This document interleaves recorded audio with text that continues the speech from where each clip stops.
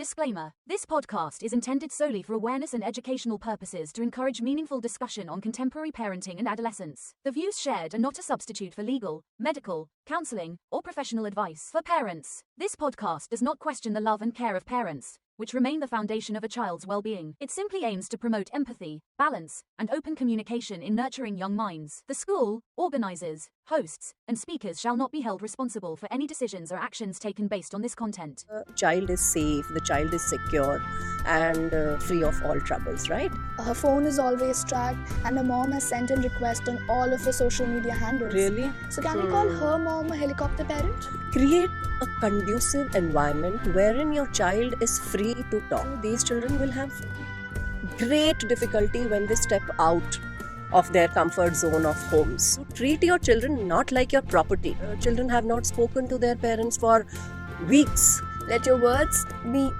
healing and not killing. Trust the process of raising and nurturing your own children.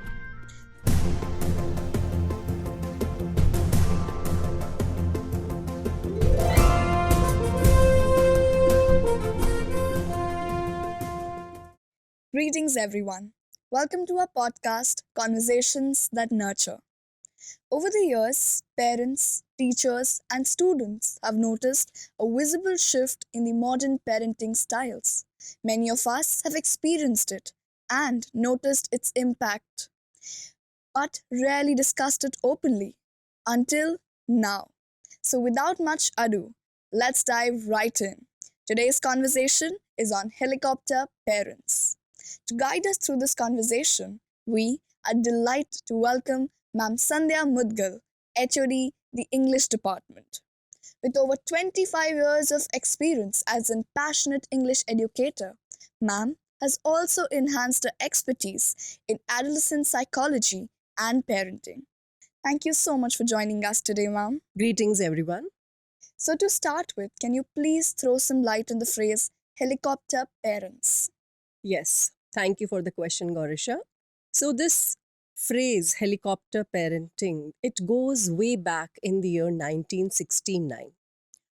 Dr. Ginott, he wrote a book titled Between Parent and Teenager.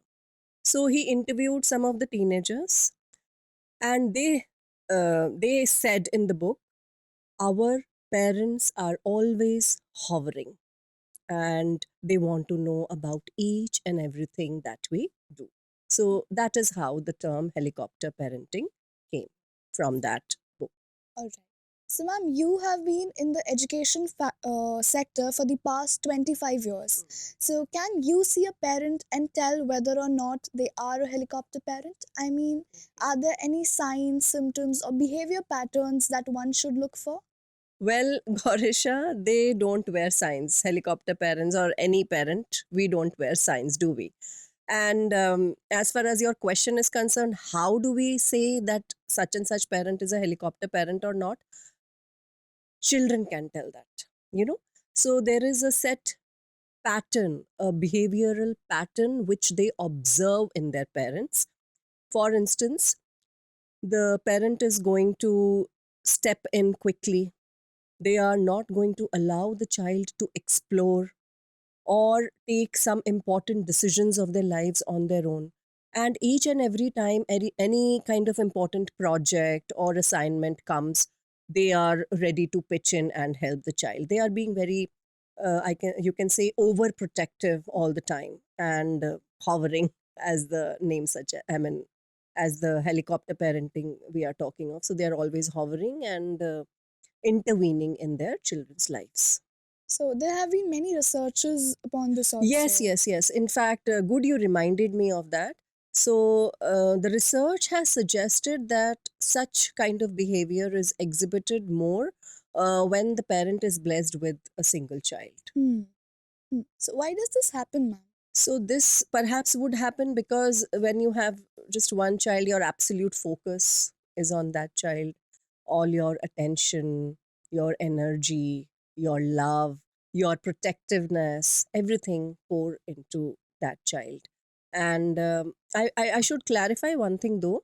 I have seen parents who are blessed with just, one child And at the same time, they are not helicopter parents. They are those parents who have empathized with their children and they have resorted to positive parenting instead, and they have given ample amount of freedom and space to their children. I have a lot of friends that are single children, and I can totally relate with what you just Yes, said. yes, yes. In fact, the other day, one of my friends was pretty upset. So I asked her about it, Hmm. and she opened up. And she told me that her mom wants to know each and every detail about her life. I mean, her phone is always tracked, and her mom has sent in requests on all of her social media handles. Really? Yes, which she obviously hasn't accepted. Obviously. And along with that, she also accompanies to her maths tuitions, classical dance classes, and never lets her go anywhere alone. So, can we call Hmm. her mom a helicopter parent? Definitely. She exhibits all those traits that we just spoke about. Yes, this mom is definitely a helicopter mom. Now, Gorisha, in this case, I think communication is the key. The parent has to tell the child as to why is she doing that. Now, since your friend spoke to you, I suggest to you that you speak to your friend. Were there any incidents of cyberbullying? Was this child ever harassed or, put into trouble by someone? So the mother is obviously overprotective towards this child and wants to be sure that the child is safe, the child is secure, and free of all troubles, right? On the contrary, if there was nothing, then of course the parent has nothing to, worry, and she should resort to empathetic and positive parenting instead.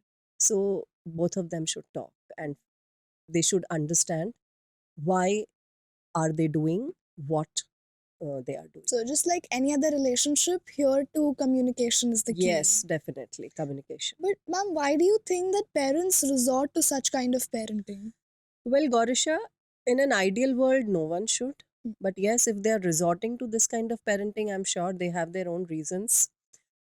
First and foremost, that I can think of is perhaps they were also raised like that under helicopter parenting. So, according to them, this is the only right way to raise children. So, this style of parenting may be something that is generational. Could be, could be. Secondly, as I see, when I look around, there's a lot of competition. Children are struggling day in and day out. Coaching centers, schools, and they are actually struggling a lot. A lot has to be covered in 24 hours, as you people often say. Out of fear, out of love, perhaps the parent is resorting to this kind of parenting. But whatever said and done, whatever the reasons may be, this kind of parenting is not going to reap any benefit in the long run for the child. In fact, this is going to create, a lot of fear in the mind, fear of failure. And once that is there in the child's head, the child is going to lose a lot in terms of confidence, in terms of resilience, in terms of developing some basic life skills, also problem solving skills. So, in the long run, it is not going to be beneficial for the child. The parent has to understand this, and sooner the better.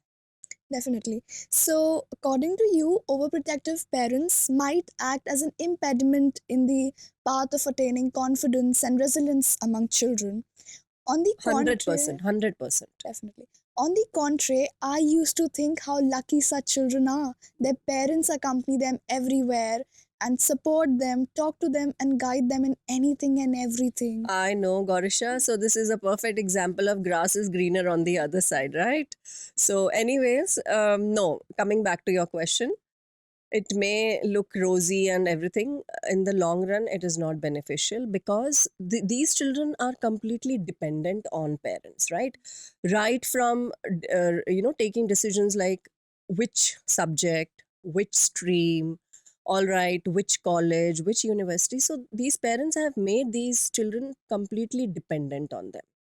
Second, as I mentioned earlier, also, these children will have great difficulty when they step out of their comfort zone of homes, away from their parents. They will not be able to cope up. They will have a great difficulty in that. Adapting to the new environments, which is so essential these days. In that sphere, in that field, also, they are going to face tough uh, challenges. They won't be able to adapt to new environments. They will be remembering, they will feel homesick, they will not be able to explore because they have never done that before. And decision making, again, all those problem solving, analytical skills, all those basic skills, they are not going to manage and develop on their own. In the words of Shelja Sen, the well known child and family therapist, parents push because they fear that their child might be left behind. So, how can we convince such parents that their parenting style is doing more harm than good to their own children? It is difficult. However, I'm sure if they love their children, they will understand. Eventually, they will understand. And my suggestion to such parents is that create a conducive environment wherein your child is free to talk. When there is rigidity all around, or when the child is afraid of speaking his heart, pour those emotions, pour out those emotions and vent out, uh, the child will be able to do this only and only when there is a conducive environment given to the child.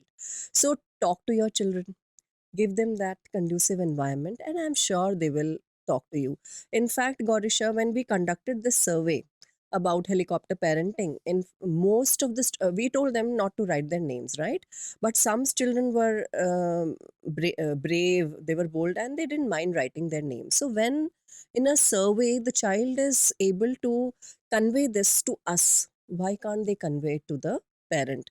In fact, if the parent wants to, listen to their children genuinely, they have to help them. And this is the first step to create an environment in the house where the child is able to talk to you freely. So, the parents have to be empathetic. Yes, they have to resort to empathetic and positive parenting. But, ma'am, can this work? Won't it be difficult for the parent to be empathetic with this child whom they have been overprotecting since childhood? I mean, they would think of their parenting style to be the best and treat their children and not as individuals.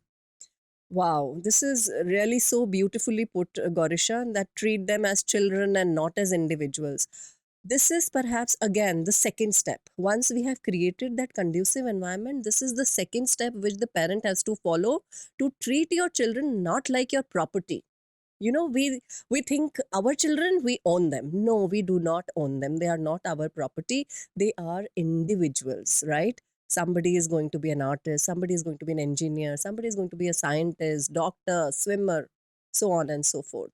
So we have to respect that individuality. And once we start doing that, children are going to love it.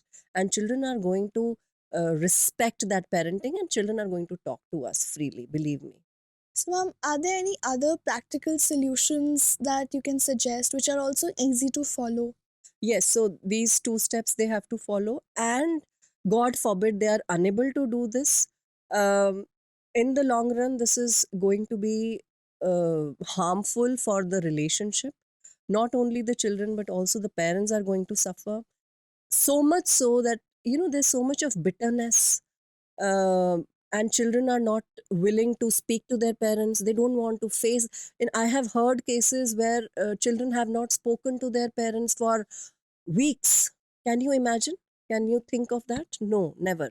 Right? So instead of, and when that kind of situation arises, that kind of mending wall, it is not going to be easy for both the parties. So my suggestion again to the parents would be to please communicate, create an environment in which the child is free to talk to you. Also, ma'am, today's generation, which is our generation, has this word space. Oh, So, what yes. are your thoughts on that?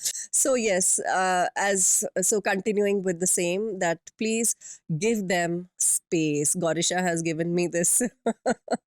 Okay, so yes, please give them space and time. Now, parents, we have sent our children to schools, to coaching centers, to hobby classes, and then we think our job is over.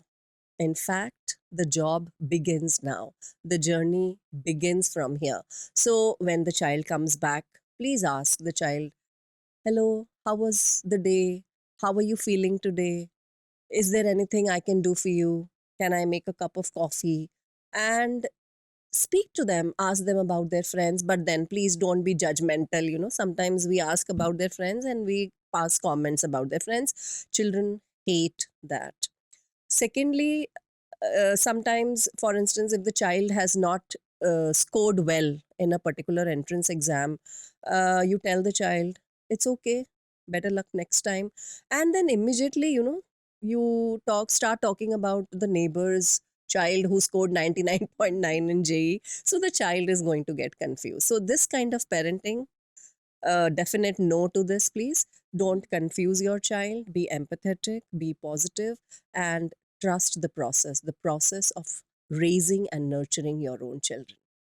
So, parents, first things first, please give us some space. And along with it, please be mindful of your words. Let your words be healing and not killing. What next, mom? Yes, the parents have to be, again, as she just rightly said, dear parents, your words have to be healing and not killing. So please be mindful of your words, of your body language, and behavior. That's extremely important. So, first and foremost, give space. Second, Now, Gorisha, sorry for interrupting you. Parents, when I say space, give space to your children, I obviously do not want to say, Gorisha, that they are going to give you your gadgets and leave you in your, zone endless zone, endlessly. Yes, yes. that is not going to happen. All I want to say is trust them. Trust them, believe them, and trust the process. As I just said, that trust the process of raising and nurturing your own children. You are parents, you know everything. So, first and foremost, give them space. Second, treat them like your friends and not as your property. Wow, I loved this, ma'am. Is there anything else that the parents need to remember? Well, once they have become their friends, after that, not much is, left to attain. And their parents, they know everything, right? So, dear parents, at the end of the day, they are children. They don't need any negative style of parenting. They just need empathetic and positive style of parenting. Believe me, once you show that empathy towards them, you have empowered your children. So, empathetic and positive parenting is going to empower our children. And please tell them, no need to get into the rat race. Each child is different. Each child has their own set of areas in which they are going to excel, no matter what. Maybe not today, maybe tomorrow, they will excel, right? So please tell them, assure them, give them that assurance that no matter what, you are with them. And this assurance of the parents, the child, no matter what happens, that unconditional love, that unconditional support, that I am there for you, I am there with you, this will do wonders. Thank you so much, ma'am, for sharing your valuable insights. So, dear parents, we hope the next time you overprotect or take decisions for your children, you will think twice. Adopt positive parenting styles in place of lawnmower, helicopter, or tiger parenting. This was Garisha, proudly representing the class of 2026. Thank you, Gyanam Brahma.